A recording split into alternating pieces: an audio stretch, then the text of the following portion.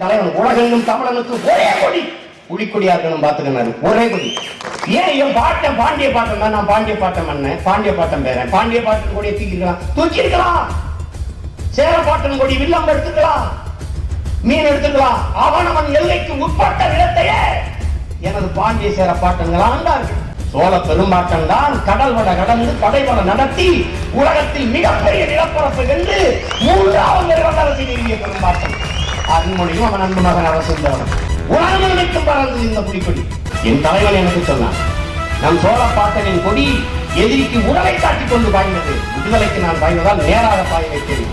அதே கொடியை அவன் பிள்ளை நான் தூக்கிட்டேன். அடுத்தது கொடி சிவப்பாருன்னா சும்மா சாயத்துக்கு முசல.